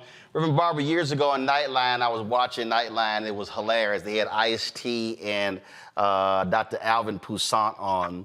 And Ted Koppel said, Ice-T, what about the language in rap? And Ice-T said, well, you know, Ted, he said, black people are different from white people. He said, so our intentions are different. He said a white person will say, Johnny, put that knife down. Put that knife down, Johnny. He said a black person say, Johnny, put that goddamn knife down. He said, it's emphasis, Ted. And Ted Koppel goes, Dr. Toussaint, your thoughts? And Alvin Toussaint, Harvard, all that. He goes, well, you know, Ted, Ice-T got a point. You dang all right, he got a point. And anybody that doesn't know there comes a time for harsh language and strong language doesn't read the prophets or Jesus. You know, when Jesus saw a fig tree produce fronting like it was really a fig tree but not producing, he damned it. And, you know, the prophets would often say very straightforward things, different than cursing and profanity. And I hear you saying there's a frustration. Listen, how do you win in politics? You got to go get the votes. And it's two ways you go get votes. You either let people know what you have done, and then you let them know, if you give me another term, what I'm going to do. This is what I've done. This is what I'm going to do. You know, you talk about North Carolina. I want to issue one slight correction. Folk that lose in North Carolina lose when they don't run on issue. We've had a Democratic governor in North Carolina since 2016. How has he run? He's won 2 terms because when he ran and said, if you elect me, I'm going to do Medicaid expansion, I'm going to raise wages, I'm going to protect voting rights. When you run and you only run on law and order and stuff, run away from that, you lose in North Carolina. When the maps were fair 2 years ago, this last term, North Carolina went from 10-3 to 7-7. And poor and low wealth voters made this flip in those key races. We went from 10 Republicans to 3 Democrats to 7-7. How did Beshear win? Don't let people tell you it was just abortion or not. Go back to 2018. In 2018, Beshear, whose father, by the way, was governor, went to East Kentucky and in Louisville, Black Kentucky. He said, if you elect me, I'm gonna do felony reenfranchisement, for people who were had lost their voting rights. I'm going to do Medicaid expansion, and I'm going to raise the minimum wage. He said that. He ran that. He even said some things are not about Democrat versus Republican, left versus right, but right versus wrong. When the Poor People's Campaign was in the street and the current governor would try to block us, as Attorney General, Beshear stood against that governor. He went to Eastern Kentucky and showed white folk in Eastern Kentucky, and he won counties. In fact, we were up there, and in 5 counties, 3 of them turned blue in 2018. If you look in Biden-Harris, people keep forgetting, how did they win? Well, they ran on living wages and Medicaid and voting rights. That's what they said they were going to do. And they need to talk about what they have done, but they also need to talk about what was blocked. And if they get elected, they get a Congress, what they will finish. I've been saying to them, stop just bringing celebrities and leaders like, myself or somebody to the White House. Bring poor and low wealth people to the White House. Yep. Whom your policies have lifted and impacted. Let them know what you've done, then tell them what you're going to do, and let them be your children, because there are 60 million, listen to this, Roller, there's 60 million poor and low wealth voters in this country. 27 million voted in the last election, 39 million didn't. There's not a state in this country where poor and low wealth voters don't make up at least 33% of the electorate. And in most states, if just 20% or less in those states would be mobilized, not 30, not 40, just 20%, around an agenda, whoever got those votes would win. So how in the hell can you really say you want to win if you're not just working hard for those votes, telling for what you've done, what the blocks were to what you wanted to do, and if you give me another term and the Congress I need, this is what we're going to get done. I don't know, for instance, why right now in the Senate isn't passing living wages, passing the Voting Rights Act. Let the House block it, but pass it so folk will know, if you give us the House and give us the presidency, we will get this done. And this is what we've already done, and this is what we'll do. And that's how people will be moved to the electorate. It's real simple. It's about, what's really people are facing in their lives. And lastly, Roland, we got to talk about life and death. Life is on the ballot. Poverty is the fourth leading cause of death in this country. If you're not addressing poverty and low wealth, you're not addressing people's lives. 350,000 people died during COVID from the lack of Medicaid expansion. The lack of health care. You're not saying what you're going to do about health care. You're not caring about people's lives. But if people know you care about their living, then they will move and vote for you and stand up and stand with you. That has to happen in this cycle. Well, what you laid out, I think, is critically important, but it's also, we're talking about being on the ground. We're talking about really focused. You and I talk all the time, and it's not this silly, normal, and I'm gonna say it, too many dadgum civil rights organizations want to have personality-driven rallies as opposed to educating people. When we were in Virginia, helping the Virginia House Democrats. After the 5 events we did, people would come up to me and they would say, "Well, man, what can we do?" I said, because it was like alphas and it was deltas and AKAs and other. I said, listen, stop trying to cover the whole doggone area. I said, go pull the data, find out the 5 lowest voting precincts, and then each one of y'all members of the Divine Nine take one precinct. I said, take one precinct. I said, stop trying to do everything. I said, so if you take the 9, say, let's take the lowest 12, Divine Nine, Eastern Star, Prince Hall Mason, and the Links. Those 12 organizations, I said, just focus on one. You may very well increase in that particular district anywhere from 3,000 to 5,000 votes. And here's what people don't understand. Last night, even though the Democrats won the Virginia House last night, I went through the data, Reverend Barber, and what it showed is that when you start breaking down some of those numbers, they could have picked up an additional 4 or 5 seats, and they lost those seats, won by 173 votes, up us to 1,300. So if we focus on that, we can win elections, but this old school just get together and just make a bunch of noise. No, you got to grind this thing. You got to go touch the people. You got to talk to the people. You got to educate the people. You have to. You can't go to them and say, "Well, vote because Harriet Tubman got away from slavery, and vote because You got to show. First of all, have the agenda right. Push the candidates to talk about the things that really matter. Like in Mississippi, most people don't know that 80% of Mississippians wanted Medicaid expansion and living wage. If the governor when the candidates for governor started running on the last couple of weeks, what if that had been from the beginning? But even if he didn't, the organization should be going to the places where people are and pushing that. And you're right about the numbers, so let's drill down. Because we've never seen an election where we've had the kind of massive turnout we want to. Even where we are seeing victories, the turnout is still far below what it could be. But if you know, for instance, in Florida, that there are 2.8 million poor low-wealth voters who did not vote in 2020. And the margin of victory was only 370,000 in the governor's race.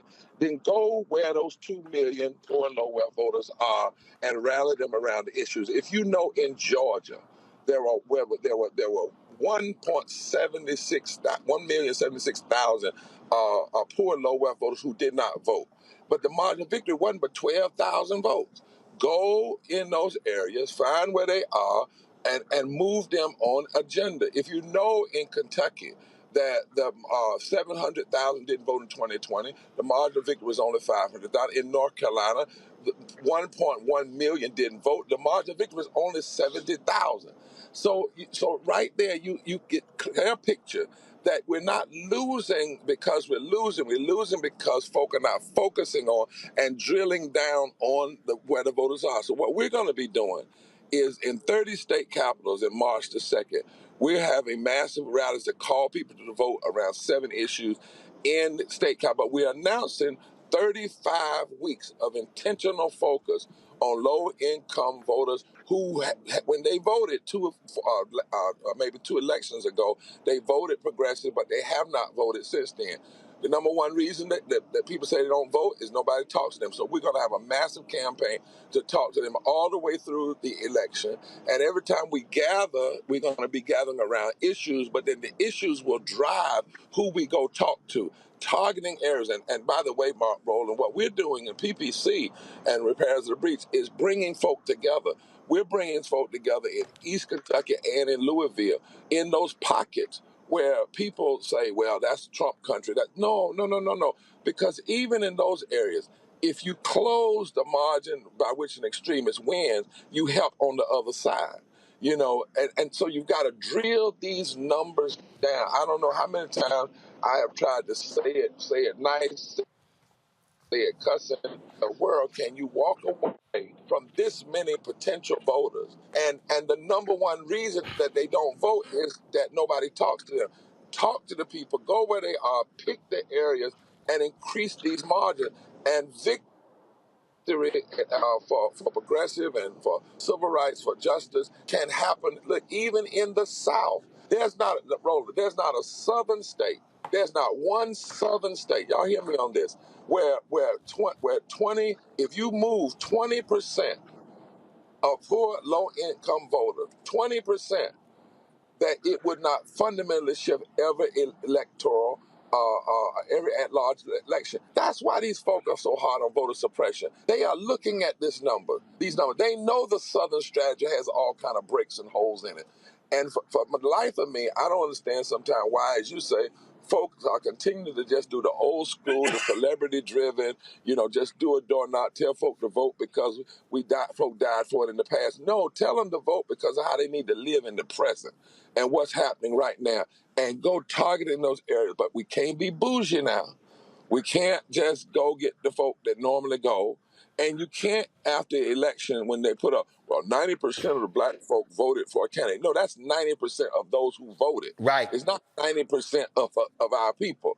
You got to know what's really going on. Read the numbers and go hard, go hard in the trenches and hard in the paint. And lastly, you've got to mobilize the folk in those communities that go hard. It's one of the things we're trying to do is make sure that if you're going in communities, you don't go in a community with people who never go in the community. You raise up and build leaders from within those indigenous communities so that they can become the ones who inspire others to move. Well, that's why I don't know why the White House keep playing game with this, but this is why they need to stop trying to just invite you, accept that invitation, bring poor, affected people, and have Biden meet with them. He can talk about his existing policies, but I'm tired of this whole deal where you only talk middle class, Scranton. No, it's a bunch of poor people. It's a bunch of poor working class people.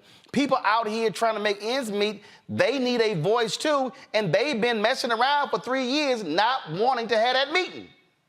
And they have a voice. 60.9% of black people are poor and or low wealth. That's 26 million people. 30% of white people, that's 66 million. What we have said to them is let us bring into the White House a diverse group of low-income, poor people who actually support what you've tried to do. And with some more religious leaders, talk to them and let those people leave the White House and go out and tell the story. This is what has happened. This is how it has impacted us. This is what it's done to address poverty. But some people made it temporary. If we get out here and vote, we can put people in office who will make these things permanent. We can address 87 million people without health care. We were 2 votes, Marlon, 2 votes from 43% of Americans. 50 plus million Americans and 43% of black people moving out of low wealth if the living wage bill had passed. We were 2 votes. Well, those are the people that need to have the mic. Those are the people you need to be talking to because those are the people that live and breathe and know how to move the sleeping giant in this country. Anybody in this election cycle, as close as these elections are, that is writing off 60 million poor and low wealth voters and not talking to them intentionally is a damn political fool. I'm just going to say it like that. Right now, go to my iPad. The video we're showing right now is when we live stream when y'all were marching in West Virginia against Manchin. And this is what we're talking about. Look, the 2023 election is in the books. The focus now is on 2024. You're going to have primaries beginning the first of the year. You're going to have Democratic primaries, Republican primaries happening all throughout, gearing up for the general election. This is all hands on deck. This is where, and listen, I'm not freaking out by these early polls, and it's showing how people feel because they are a snapshot in time. What they should be doing is sort of be operating as like cold water on the face of these largely white Democratic progressive strategists who are going to be spending billions of dollars. And I'm talking about the environmental lobby. I'm talking about the pro-choice lobby. I'm talking about American Priorities PAC, the DNC, the DSCC, DCCC, Democratic Governors Association. All of these people, they had better understand that you're gloating now because you won, but you could be crying a year from now. You had better be putting the work in. I have been saying, Reverend Barber, because when you were into Kentucky, y'all said, this ain't no rally. We're going to be teaching y'all tonight. They should be sitting here talking about how are we having education town halls in critical towns, in cities, in battleground states, beginning in January. And I'll say this here right now to every black person, and I've already got several on the book. Don't come with them typical lame MLK programs and Black History Month programs. We need to be thinking totally different because literally this election in 2024 is going to be between Biden and an absolute white supremacist, white nationalist fascist in Donald Trump. Exactly. And Roland, I want to say, when you said that about Kentucky, when we went out, you're exactly right. On a Thursday, we did a teaching, but what also we did is that Friday, Saturday, people from Louisville to Texas. Actually, hold on one second. Your phone is breaking up. You said when y'all your phone, we couldn't hear any of that. You said when y'all were in Kentucky, what happened? Red Barber? I think we were losing. Okay, I think we got you back. Go ahead. Okay, we taught them the facts and the figures and how to go out. They went out all over that state in every county, from the east to the west, from Louisville to Harlan County, teaching people, registering people to vote based on the issues. Now, the pundits have already said Kentucky was just because of abortion. No. Bashir didn't just run. He did talk right about abortion rights and women, but he also said to folk, I'm going to increase the Medicaid I've already expanded. I'm going to continue to do make sure people get their rights back when they felony reenfranchised. I'm going to work to bring jobs and then to raise Kentucky's minimum wage above the federal minimum wage. He talked the language of the people. Went everywhere, and we got to be careful of the mainstream media that want, or even some consultants that just want to look at one issue. This silver bullet issue is not how you win long term. You must see where the pockets of votes are. You must go to those people and talk to them. And again, I want to say it on your show. I've said it for the life of me. I do not know why that we've been asking for 2 years now to bring impacted people, poor low income, from West Virginia, from North Carolina, from key places, from battleground state, into the White House, not to be Democrat or Republican, but to talk about what was done, to hear what's going to be done and continuing, and allow those people to go out and be the microphone. You know, in our campaign, we don't even have to endorse anybody. We endorse the issues and let people look at people and say, listen, where do they stand on Medicaid? Where do they stand on health care? Where do they stand on your life? Where do they stand on living wage? People are smart if you point those things out, but you have and you cannot leave this sleeping giant sleep.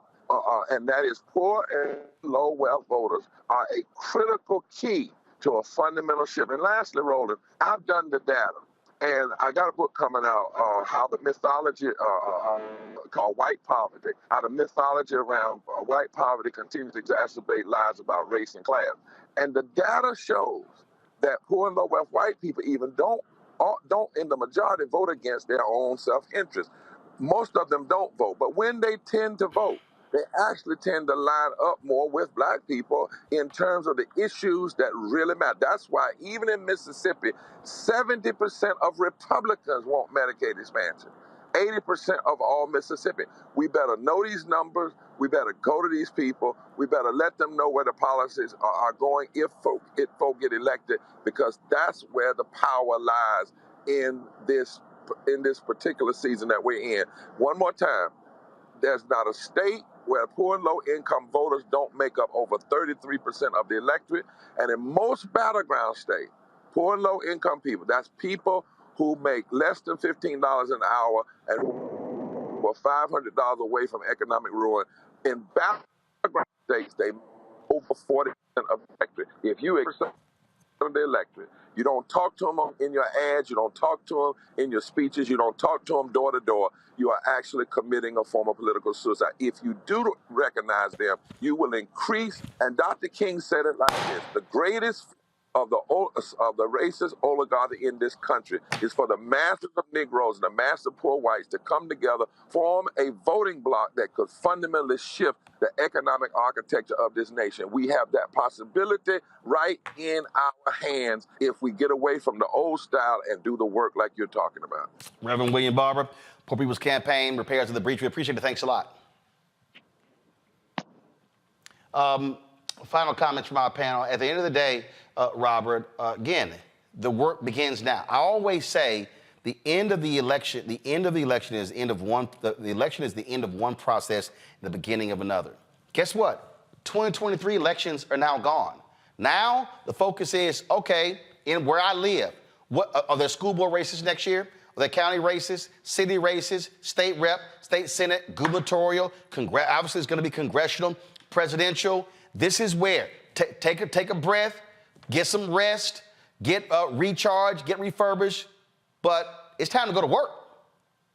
You're absolutely correct. And look, at this period of time when the Republican Party is effectively in shambles, it's not a functioning party, Democrats cannot just simply count on the fact that Donald Trump's going to be in prison and they're going to win by default, which is the attitude that I hear from a lot of Democratic political strategists in the majority right now. The reason that they feel they don't have to put their pedal to the metal in this election, they can kind of wait it out because they want to play that game with just being in the center, being in the middle, not taking any strong positions, and just let the Republicans defeat themselves. That is not a winning strategy. If you want African Americans to turn out in the same numbers they turned out to save you in 2020 and in 2012, you need to put the work in. If you want young voters to turn out in record numbers, remember these Gen Z voters, they think of President Trump as being the president of free stimulus checks, of PPP loans, and of reality TV, and not having to go to school. They don't have the same view of Trump as other voters do. You have to put in the work to bring them around. It's not enough just simply to have meetings with the elites at the White House. You need to hit the ground running, put forward the legislative agenda that you promised in 2020, show the people you're fighting for it, and show people that with another term, you'll get the job done. Rebecca.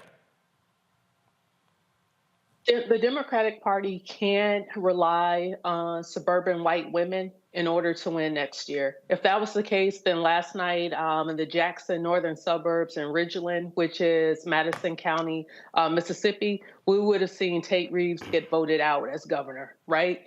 So we can't rely on those white women in the suburbs. Instead, it's reaching out to the people who brought you to the dance. In 2020, it was young people that brought Biden to the dance. It was Black men, Black women that brought Biden to the dance. So he's got to spend time doing some deep investment, and not just with those who are quote unquote part of the talented 10th. He needs to stop just talking to folks who are connected, and he needs to talk to those who are disaffected, those who are disenfranchised, and those who are suffering economic setbacks. Those are the people that Biden needs to be talking to starting tonight as we go into the 2024 cycle. All right, Joe. I am always inspired by Dr. Barber, and I think that what he said is where we need to be. There's this sleeping giant of millions upon millions upon millions of voters in places where we're supposedly red, but we're actually misread. People there, the votes are there. And there's nobody that understands what Medicaid expansion is that could be affected by it and bettered by it that doesn't want it. Even people that are super conservative, most of the times will go out of their way to say, well, you should have your right to reproductive health, even if it's not my thing necessarily. That's what you found out in Ohio. The votes are there in places where they need to be there. In Wisconsin, the gentleman, I forgot his name, who ran for Senate last time. The votes were there if they had done what they needed to do in Milwaukee. And so as long as we are intentional about going out, educating voters, connecting them to those issues, listening, so that we know that what we are doing is not being pitched on deaf ears, and we're putting them out in the front to help sell what it is that needs to happen, then we can continue to be successful. Again, the Democrats are on the right side of most bread and butter, regular folk issues. And so what we can do is, if we do that work, we can win, but the work has to be done, and it has to be done long term. Robert? As I said, the work goes on, the cause endures, the hope still lives, but the dream will never die. But I want to impress upon the Democratic Party, the black folks are not going to turn out with the same old, well, we brought Jay-Z out for the concert, we brought T.I. out, we brought, we went to the barbecue, I got hot sauce, I got a big pile of collard greens. That's not what black voters are looking for right now. You passed $1.7 trillion in infrastructure, $1.5 trillion. I gotta stop. Hold up, I gotta stop you there, because the Black Voters Matter folks properly use collard greens and food to register people. So I gotta stop you there, because hold up, in your state of Georgia, they were very successful by pairing food drives with voter registration. So I gotta slow you down a little bit there. We can do that in the third rail. From the administration, we need policy, we need legislation. That's what I'm saying, but you gotta specify.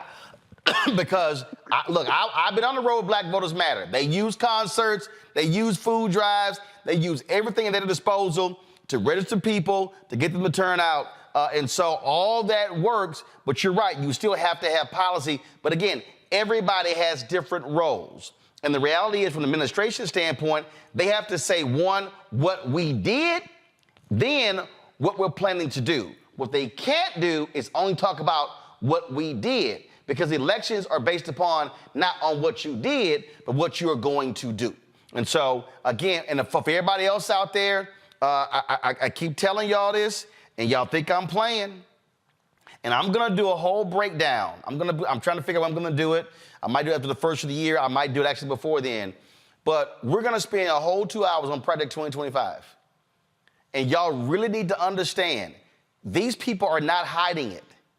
They're not keeping it to themselves. They are very clear on what their plans are if Donald Trump takes back the Oval Office. And that is not an America any of us wants to be a part of. Trust me. Joe, Rebecca, Robert, I appreciate it. Thanks a lot. Everybody who's watching as well, folks. It was a huge night. You had Congresswoman Sheila Jackson Lee, who was headed to a runoff against State Senator John Whitmire in the race for Houston mayor. Neither one of them got a majority of the vote, and so they moved to that. That's going to be in a few weeks. Whitmire got 42.5%. Lee got 35.6%. Runoff is going to take place on December 9th. Philadelphia gets its first black female mayor. You have Shantel Parker, elected the city's 100th mayor. And again, first woman to hold the position. Of course, she won the Democratic primary, so she was guaranteed to win as well. And so many people are watching that, because she also ran on Law and Order and also believes in stop and frisk. So we'll see what happens there. And plus, a big congratulations to Yusef Salaam. Remember, one of the Central Park Five, the exonerated five? If Donald Trump had his way, they would have got the death penalty. Last night, he officially won, and he is now going to be a member of the New York City Council. He'll represent a Central Harlem district on the City Council. And so certainly congratulations to Yusef Salaam. You also had a North Carolina town electing its first black woman mayor. Barbara Fouché will be the next mayor of Carborough, North Carolina. She served on the town council. She won a seat in 2017, reelected in 2021. She's the first black woman to serve as mayor of the town, the second black person to hold the office. You also have, in Rhode Island, the first African-American member of Congress, Gabe Amo, who served in the Obama and Biden administration, defeated Republican Gary Leonard to win Rhode Island's first congressional district. So congrats to him. So a lot of big wins last night.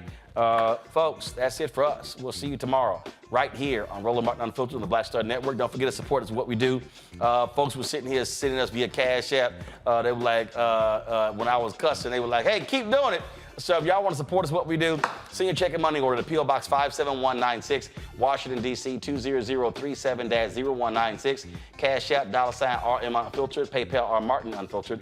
Venmo is RM Unfiltered. Zelle, Roland at RolandSMartin.com. Roland at RolandMartinUnfiltered.com. You also, of course, should get my book, White Fear, How the Browning of America is Making White Folks Lose Their Minds, available in bookstores nationwide. And, of course, you can check us out on Amazon News. So go to Amazon Fire. You can watch our 24-hour streaming channel. You can watch us on Plex TV, Amazon Freevee, as well as Amazon Prime Video. Folks, that's it.